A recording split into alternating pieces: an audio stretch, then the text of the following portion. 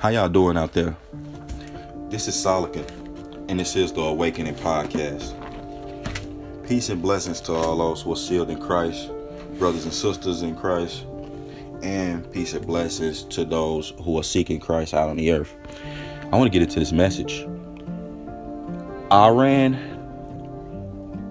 what gives you the right to persecute Christians? Any of you countries, what gives you the right to persecute Christians? What gives you the right to persecute someone preaching the gospel? And but I'm specifically talking to Iran, but I'm talking to all of you places that I'm gonna get to all of you soon. But specifically Iran. Does God give you the authority to persecute your own? Does he? Does God give you the authority to persecute your own? What have Christians done so wrong to you? Ask yourself these questions. What have they done so wrong to you? If someone converts from Islam to Christianity, so what? If they convert from Islam to Christianity, so what? It doesn't matter. Like, we serve the same God. You know, you have to stop with this foolishness, or God himself is going to turn against you and any other people, any other country that is housing Christians and unjustly prosecuting them or treating them unjustly. They should have the same rights and same religious freedom to be able to express what they believe in 2020, man. Because that's what I'm saying. Like, God is not happy with that. Like, what you are doing, so you telling me that it's political? That's what you're telling me? I mean, we are direct cousins. Like the Muslims and Christians are direct cousins. Like, these people are part of the tribes of Judah and the tribes of Christ, the tribes of God. These are people who are direct family, like direct kin. So we have a bond and a love that should be sealed in Christ. You know, we have that bond. Now, I don't get, like I said, is it political that, you know, you want to treat Christians like they lesser than, like, because we all know that the Quran is pretty much the Torah. The Torah is, and the gospel is the continuation and fulfillment of the Torah, you know. And like, we know God can do all things. We could definitely agree on that. Like, Muslims and Christians agree that God can do all things. As God has said, where were you when I created the heavens and the earth? Where were you? You know what I'm saying? We don't know. Like, of course, God, we try to act like we can't fathom what he can, like, that he can split himself into three beings. We act like we can't fathom that God could be a school of fish and still be on the throne. Are you silly, or are you stupid or dumb? Like, we act like we can't fathom that. That's just that's blasphemous. It doesn't take much more faith to say God could manifest himself on earth at any time he chose to, by any methods that he chose. It doesn't take then to say, you know, that God can raise is gonna create heaven, like that God created heaven or has a place for you at all. You know what I'm saying? It's his choice. Like, God can do whatever he wants.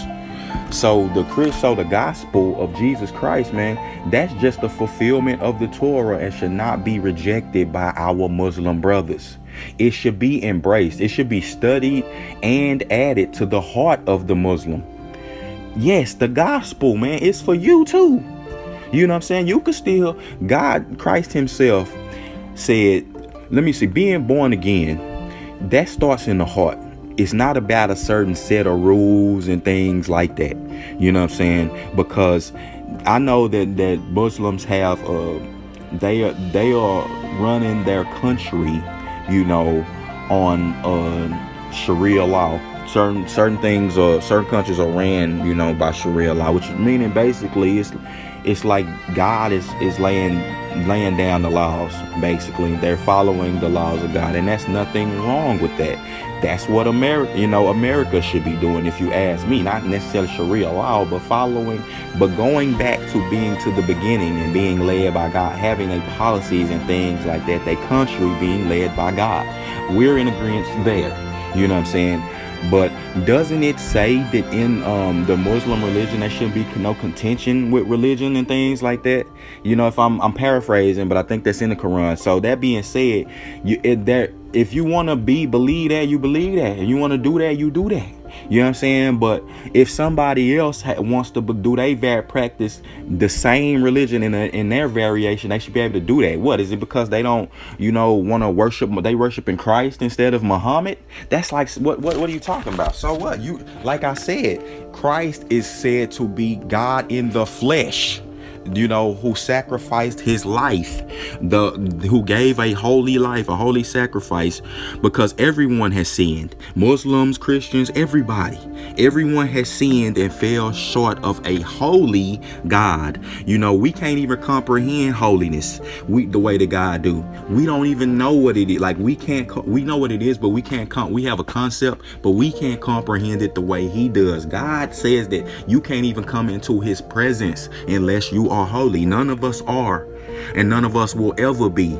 We've all sinned. So we could never enter God's presence without Jesus Christ. Not one of us will be able to enter paradise, no matter if you martyred yourself, like you blew up 1,000 people and blew up yourself. You're not gonna enter paradise. You know what I'm saying? That doesn't make you holy. So you need Jesus Christ. You know what I'm saying? So this gospel it's not an apologetics video. You know what I'm saying? I'm talking to my brothers, to the brothers over there in Iran, to the Muslim brothers, in place in these Muslim countries and other countries. Do not oppress Christians, man. Release them. Do not do that. You should be working with them. Like I said, you should put the gospel, you should listen to them. Get the gospel in your heart and add that to your repertoire as a Muslim. We are all the same. You can teach, some Christians how to practice and stay, because Jesus Christ said that he came to fulfill the law.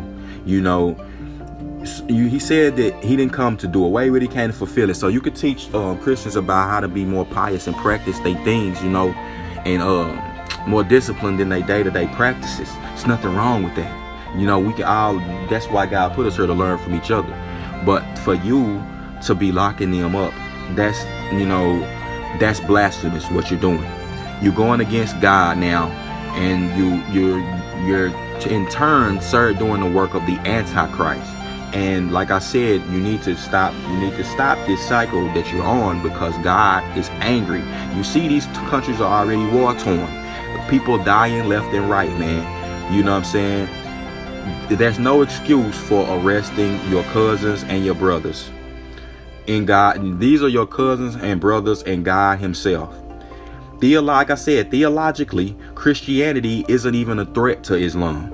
Theologically, Christianity is no threat to Islam. Theologically, Christianity does not pose a threat to Islam. Christianity allows for you to be able to serve and do whatever you want to do, on this earth, in the physicality, but in the physical form. But God is ordained that when it's time, in his time, every knee will bow and everybody will know that Jesus Christ is the only God upon the earth. That's it. And that's what Christianity does. It preaches the gospel. It gives you the good news, allows you to choose, and you do with that what you will, and we keep it moving. That's passive. That's not anything that is a threat. Like I said, Jesus Christ himself said he came to fulfill the law. So saying doing this, like I say, is saying that you just persecute your brothers and sisters because they don't worship Muhammad. And that means that it's political. And if you are doing that for political gain, then God is not with you at all anyway. Don't matter what, how many rituals you perform. It don't matter how many times you go into a mosque, or how many times you do these different things, and it doesn't matter, because God is looking at the heart and looking at what you're doing. He knows what's behind all of this. Like I said, Christians are just preaching the good news upon the earth, preaching what God was doing, will do, and is gonna do. You know what I'm saying? What God is doing, was doing, is doing, and will do. That's what Christians are preaching.